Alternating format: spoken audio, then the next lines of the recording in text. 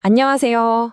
오늘은 드라이버 변이가 없는 사기 비소세포 폐암 치료에 대한 2026년 ASCO 리빙 가이드라인 최신 업데이트 내용을 한번 자세히 짚어보겠습니다. 우리가 실제 진료 현장에서 환자를 만나는 그 흐름을 따라서요. 먼저 PDL1 발현율에 따른 1차 치료부터 시작해서 그 다음 2차 치료, 그리고 앞으로 어떤 치료들이 나올지 그 미래 방향성까지 순서대로 살펴보겠습니다. 자, 그럼 바로 시작하죠. 임상적으로는 가장 명확한 그룹이라고 할 수 있겠죠? PDL1 발현율이 50% 이상으로 아주 높게 나오는 환자들입니다. 31.9%. 이 숫자가 바로 현재 치료의 기준점, 말하자면 벤치마크가 되는 겁니다. 키노트 024 연구에서 보여준 펜브롤리주맙 단독요법의 5년 전체 생존율인데요. 앞으로 어떤 새로운 치료법이 나오든 이 숫자를 넘어서야만 그 가치를 제대로 입증받을 수 있다는 뜻이겠죠? 그래서 가이드라인의 결론은 아주 명확합니다. 이 환자군 대부분에서는요, 굳이 복잡하고 힘든 병용요법보다는 PD-L1 단독요법이 생존 이점은 확실하면서 독성은 더 적으니까 당연히 이게 표준 치료로 권고된다는 겁니다. 키노트 024와 엠파워렁 1의 장기 추적 데이터가 이걸 아주 탄탄하게 받쳐주고 있죠. 자, 그렇다면 여기서 우리 임상들에게 가장 중요한 질문이 나옵니다. 단독요법이 표준인 건 알겠는데 그럼에도 불구하고 처음부터 더 강하게 치료해야만 하는 환자는 과연 누구일까요?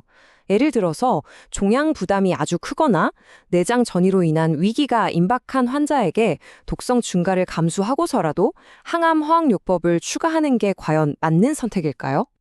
이 슬라이드를 보시면 그 고민의 핵심이 딱 보이죠. 결국은 얻는 것과 잃는 것 사이의 줄다리기입니다. 항암 화학요법을 더하면 반응률은 확실히 올라가지만 그만큼의 독상을 감수해야 하고요. 반면에 CTLA-4 억제제를 추가하는 이중 면역 항암제 조합은 어떨까요? 아직까지는 PD-1 단독요법보다 생존 이점이 명확하지 않은데 독성 부담만 늘어날 수 있다는 딜레마가 있는 거죠.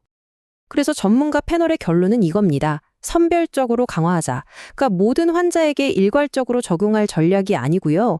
정말로 빠르고 깊은 반응이 꼭 필요한 환자, 예를 들어 종양 부담이 너무 커서 빨리 줄여주지 않으면 안 되는 그런 환자에게만 제한적으로 고려해야 한다는 것이죠.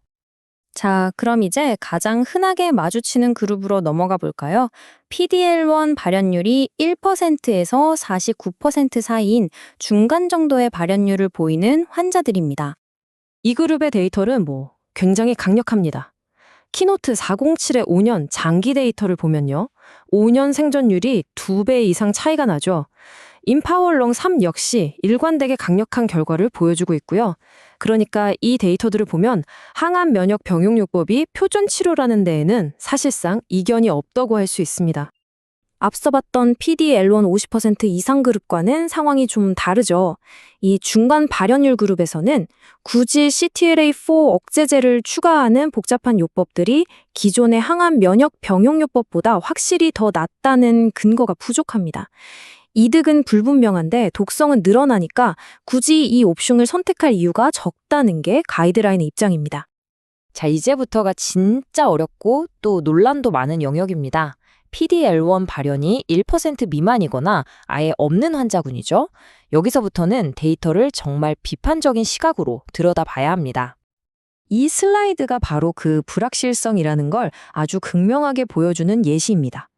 키노트 407을 보면요. 처음에는 벤브롤리주맙을 추가하는 게 효과가 있는 것처럼 보였는데 5년 장기 데이터를 까보니까 그 차이가 통계적으로 의미가 없어졌습니다. 반면에 임파월렁 3에서는 여전히 긍정적인 신호가 보이고 있고요.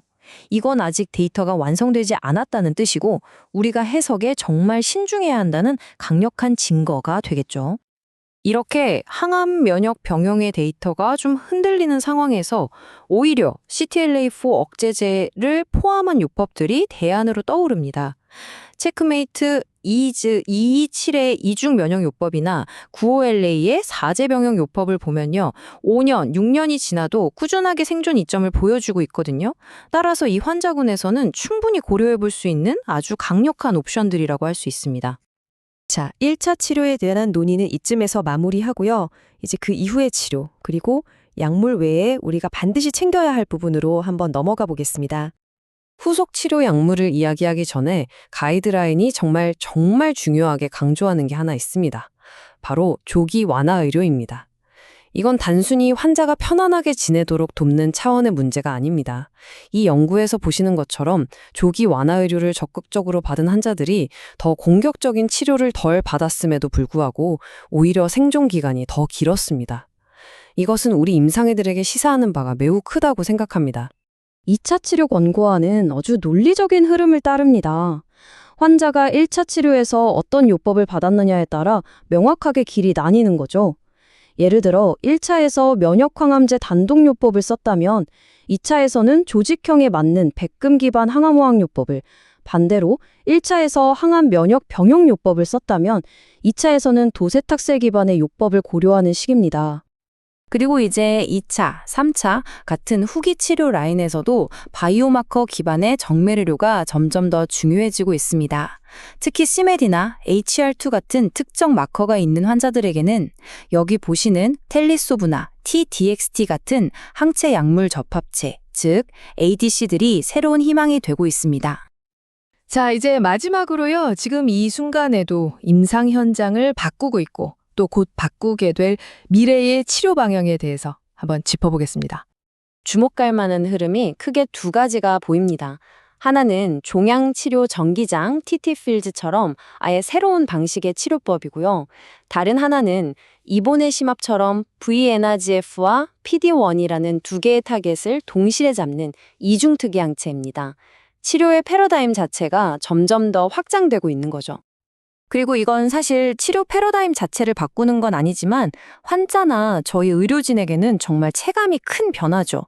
바로 피하 주사, SC 제형입니다. 효과와 안정성은 거의 똑같이 유지하면서 주사를 맞는 데 걸리는 시간을 거의 절반 가까이 줄여주거든요.